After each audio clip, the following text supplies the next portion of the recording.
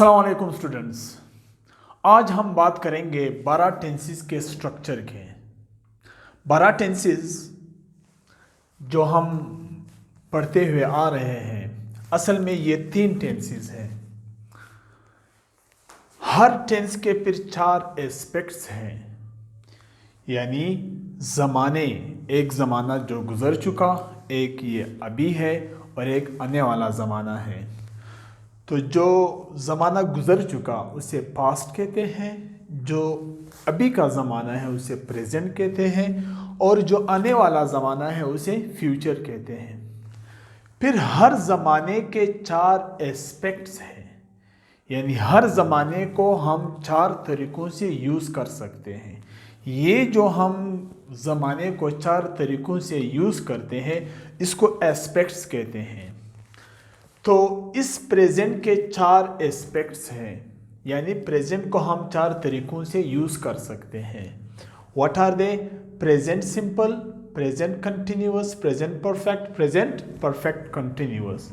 आप इसको यूँ याद करें कि simple, continuous, perfect and perfect continuous. ये 4 नेम अगर आपको याद हो गए तो फिर आप प्रेजेंट को इन चारों के साथ मिलाइए, इन्हीं 4 आप पास्ट के साथ मिला लीजिए और इन्हीं 4 आप फ्यूचर के साथ मिला लीजिए। यानी यूँ होगा कि अगर आप इन 3 को मल्टीप्लाई बाय 4 तो ये आपका आंसर है 12, यानी 12 टेंसेस इन्हें कहते हैं। राइट। नाम याद होने के बाद हम बात करेंगे कि 12 टेंसेस बनाते कैसे हैं। 12 टेंसेस के लिए मैंने सिर्फ एक फार्मूला के ज़रिए से आप 12 के 12 टेंसेस बना सकते हैं। एक फार्मूला, यानी आपको 12 फार्मूलाज याद करने की ज़रूरत नहीं। तो आ जाइए देखते हैं कि एक फार्मूला का मतलब क्या, कि जब भी हम कोई सेंटेंस बनाते हैं तो उस सेंटेंस में देखते हैं कि सबसे पहले जो सब्जेक्ट है उसे पहले लगाएंगे, हेल्पिंग वर्ब मैंने बाद में लगाया, उसके बाद फिर हेल्पिंग वर्ब लगेगी, उसके बाद वर्ब लगेगी और उसके बाद ऑब्जेक्ट लगेगा। राइट। तो इस एक फार्मूला यानी इस तरतीब से हम पूरे के पूरे 12 टेंसेस बना सकते हैं। अब ये कैसे बनेगा? इसके लिए अगर हम यहाँ एक नज़र दौड़ाएं तो ये मैंने 12 के 12 टेंसेस के एक सेंटेंस लिख दिया है। यानी ही ईट्स एन एप्पल, ये प्रेजेंट सिंपल है। इस प्रेजेंट सिंपल को समझो मैंने बाकी 11 टेंसेस में चेंज कर दिया है। तो अगर हम यहाँ देखें तो ये जो सब्जेक्ट है यहाँ पर ही है। इस फार्मूला में जो सबसे पहले सब्जेक्ट है वो ही है। तो इस प्रेजेंट सिंपल को मैंने बाकी 11 टेंसेस में चेंज कर दिया है। तो आप देखेंगे कि ये सब्जेक्ट बिल्कुल कांस्टेंट उसी तरीके से आ रहा है, इसमें चेंजेस नहीं हो रही। और बिल्कुल इसी तरीके से ही ईट्स एन एप्पल, ये एन एप्पल ये ऑब्जेक्ट है। अगर हम इस प्रेजेंट सिंपल को बाकी 11 टेंसेस में चेंज करें तो ये ऑब्जेक्ट भी बिल्कुल कांस्टेंट सभी में बिल्कुल यही चीज़ रहती हुई आ रही है। और ये जो हेल्पिंग वर्ब और वर्ब है इसमें आपको चेंजेस नज़र आएगी। और इसी तरीके से वर्ब भी मुसलसल चेंज हो रहा है। He eats an apple, he is eating, यहाँ पर ईट, यहाँ पर ईटिंग, यहाँ पर ईटन और यहाँ पर फिर ईटिंग। यानी वर्ब्स में जो है वो चेंजेस आ रही है। इसी तरीके से हेल्पिंग वर्ब में भी चेंजेस आ रही है। Is, has been, was, had been. Right. So we need to understand कि किस टेंस में कौन सी हेल्पिंग वर्ब यूज करनी है और किस टेंस में कौन सी वर्ब यूज करनी है, ये है समझने का। बाकी जो सब्जेक्ट और वर्ब है उसको समझने में इतनी मुश्किल पेश नहीं आती स्टूडेंट को। पहले सब्जेक्ट लगाना है और फिर आखिर में ऑब्जेक्ट लगाना है। बीच में जो हेल्पिंग वर्ब्स और वर्ब्स इनकी ये जो तगय्युर है, ये चेंजिंग आ रही है, इसको समझना है। राइट। तो इसके लिए पहले तो ये बात समझ लीजिए कि इंग्लिश में आज तक कोई भी ऐसा सेंटेंस नहीं बना जो बगैर वर्ब के हो।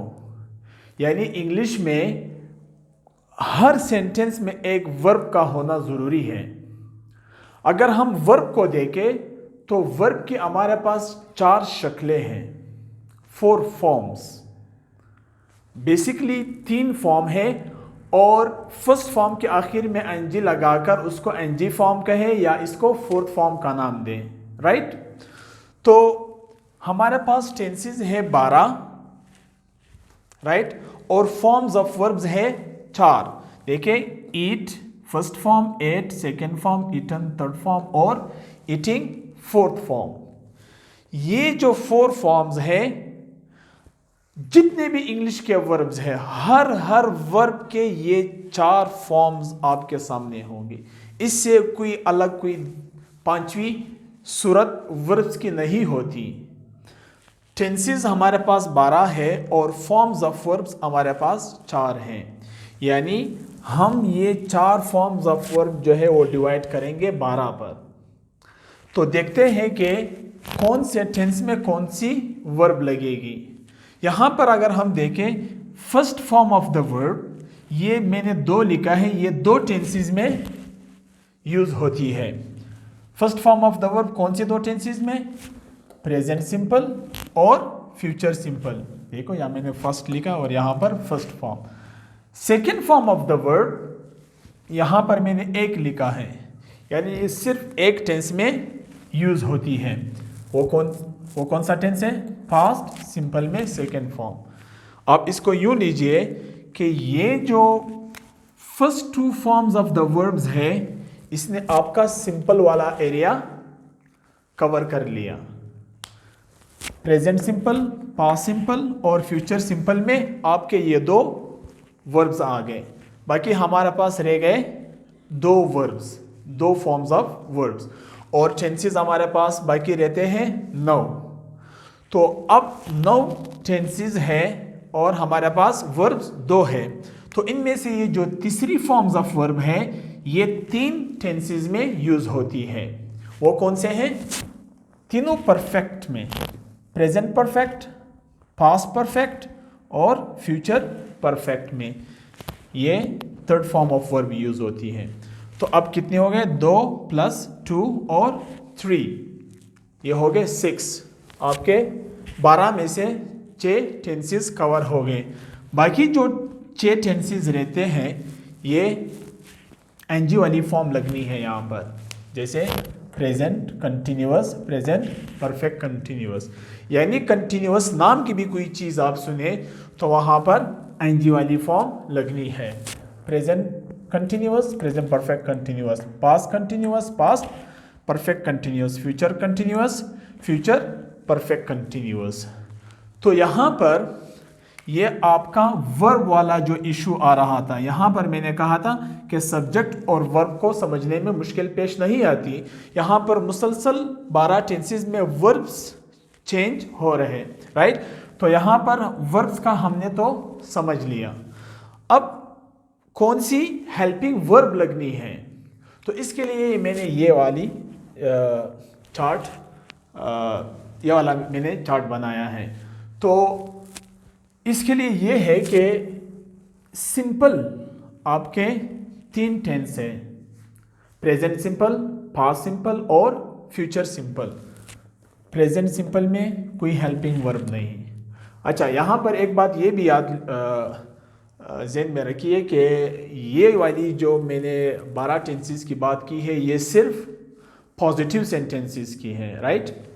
तो प्रेजेंट सेंटेंस के पॉजिटिव सेंटेंस में कोई भी हेल्पिंग वर्ब यूज़ नहीं होती, पास्ट सिंपल में कोई भी हेल्पिंग वर्ब यूज़ नहीं होती और फ्यूचर सिंपल में हेल्पिंग वर्ब विल यूज़ होती है।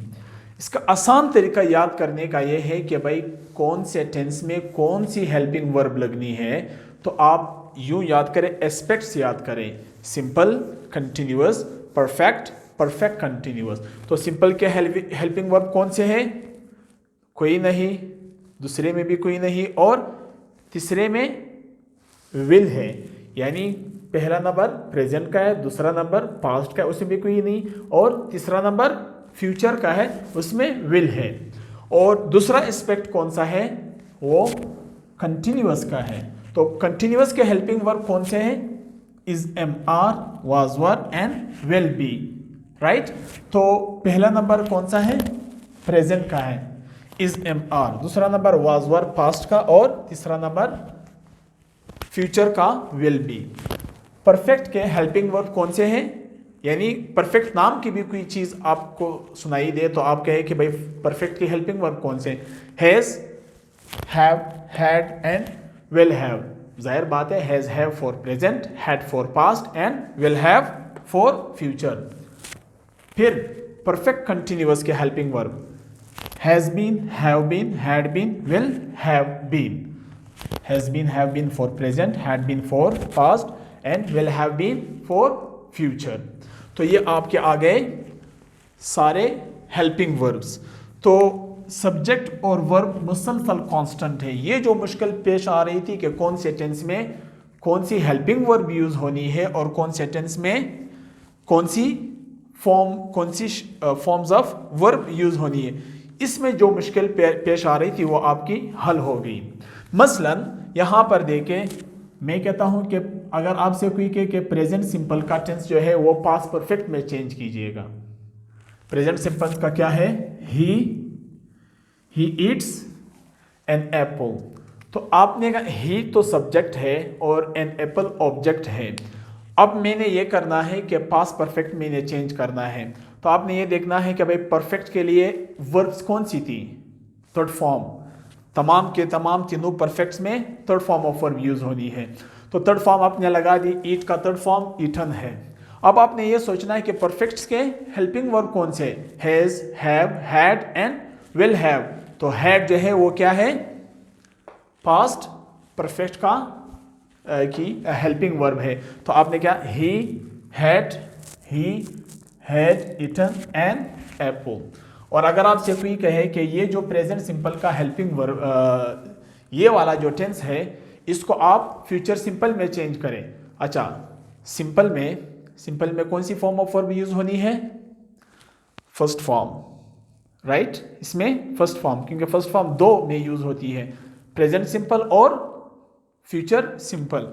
अच्छा, हेल्पिंग वर्ब कौन सी यूज होनी है, सिंपल की हेल्पिंग वर्ब कौन सी है, कोई नहीं, पहले में, दूसरे में भी कोई नहीं, तीसरे में विल है, तीसरा नंबर फ्यूचर का है तो will, right. He will eat an apple.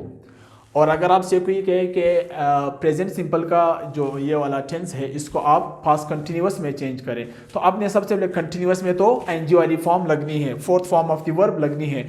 तो ही ईटिंग एन एप्पल। अच्छा, हेल्पिंग वर्ब कौन सी लगनी है, हेल्पिंग वर्ब कंटिन्यूअस की कौन सी है, is, am, are, was, were and will B.